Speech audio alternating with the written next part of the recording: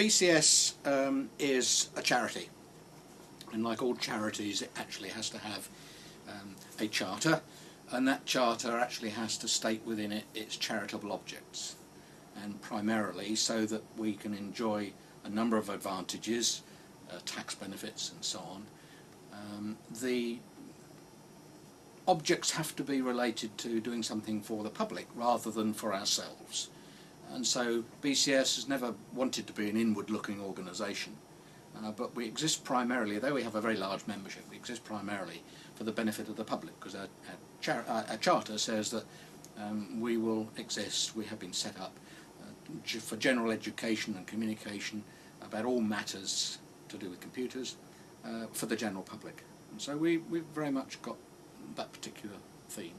A couple of years ago, Nigel Shadbolt, who was the then president, wanted to extend this, and he actually had the theme of the British Computer Society, its public engagement, and how we actually engaged with the public. And so we had quite a lot of events and things which raised our profile. The immediate past president, Rachel Burnett, in her year, she had extending that was actually a form of outreach and further engagement with the community. What I want to do this particular year is actually to translate that more into giving something back to the community, and therefore the theme for my year is the BCS in the community. And as part of that, what I've done is I've actually got a programme together which will see the BCS participating in a number of voluntary activities. I've recently done a survey for which we had a very large response from our members, seeing whether they'd be interested in putting some of their skills back to work in the voluntary sector. And we're in the process now of putting together a register of volunteers.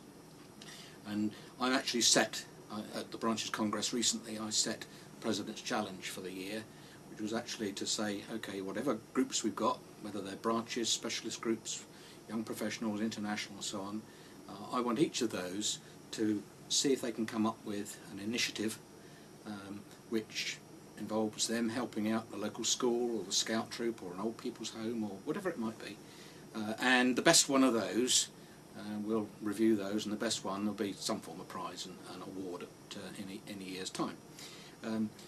What is very noticeable is there's a lot of work already going on, and I've discussed with a number of branches and groups, and they're already doing jolly good work in local communities with schools and so on. I want to build on that and add to that, and there's no reason why some of those existing initiatives couldn't actually be resubmitted and used as an updated version for the President's Award. What we're doing also is we're working in conjunction with another organisation, the Worshipful Company of Information Technologists, whose master this year, during 2008, was actually one of our own past presidents, David Morris. And they have an established organisation called IT for Communities, and they actually have a mechanism whereby they can take volunteers and search out the organisations that want help, whether they be deaf and blind schools, handicapped schools and so on. And what we will do is we will make our register of volunteers available to them so that they can then deploy that skill. Now you may say, well, what's the difference with, there's 101 different organisations up and down the country and they've all got volunteers and you know the world's not short of volunteers.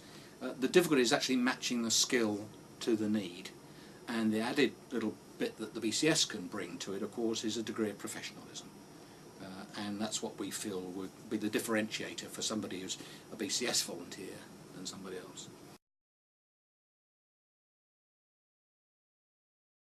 IT generally gets a pretty bad press, and it's a shame because we all know, work in computing, that we work extremely hard, and computers are like engines. You know, they from time to time they break down.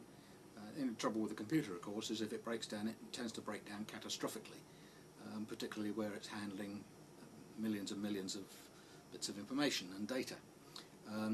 The other important thing too is that the computer is only really a tool, and it only does what people tell it to do, and it only operates in a system that somebody sets up and a process that they operate. And therefore, if you look at a lot of these big recent scandals that have been in the press about loss of data and so on, I won't name any of them, but you'll find that inevitably it was because of some managerial decision or failure to make sure that information wasn't copied onto the wrong sort of media, or there weren't enough controls about whether you slipped a memory stick in your pocket and took it out of the building or whatever. But that's not down to IT people necessarily. Yeah, IT people make their mistakes and they make their problems. But the whole thing is a system, and therefore what we've been trying to do within the professionalism program is to bring much more responsibility and accountability to the people who work in IT, but also to say, look, if you're a professional, it's also your duty to stand up to, I don't mean stand up physically, but to stand up to management and say, look, we think that what you're doing here is actually not right, or you're asking too much of the system, or you've not put enough money into the system, and my professional judgment is that you're heading for a problem. Now, in the old days, and even today, if you had an engineer building a bridge or a railway or a viaduct or whatever it might be, and the engineer or the architect said this building will fall down or this bridge won't survive, it'd be a very foolish person who would then carry on with it and say, never mind what you say, I'm carrying on. Well, it just doesn't happen in IT for two reasons. One is because perhaps we've been used to working in the back room, and so we keep a fairly low profile and we get on with the job that we're interested in. But maybe also because we, in the sort of culture of today's sort of managerial climate, maybe we're not quite so happy to stand up and say, look, I don't think this is right. What the BCS is doing is saying, no, we want to make sure that we stand up and we're counted, but we've got to earn that, and therefore that's why we've put in the programme of professionalism. And professionalism is going to mean something because it's going to have awards, of course. We've already got about 20,000 or more chartered IT professionals within the BCS, and of course what we want to do is to increase that number, but also there's lots of other levels below the CITP level, which is sort of the gold standard for the professional, that we want to introduce with different levels of certification, so that when somebody can be said to hold a BCS qualification, whether it's a chartered professional or one at a sort of a lower level, then what you're actually doing is you're not only buying knowledge and experience, but you're buying a particular level of competence, and that competence says, okay, I've got reliability, I'm honest, I'm trustworthy, I've got integrity, I'm prepared to stand up and be counted, and I can put my experience to use. And therefore it's got a rigorous process to get, certainly to get the gold standard, but we increasingly want various levels so that they can bring the level of professionalism right from the very bottom right up to the top, so that even if you're just at the lowest sort of starting level in terms of the IT employment game, there's no reason why, if you're just responsible for drawing up a spreadsheet, that you should not actually start to do that in a very professional way.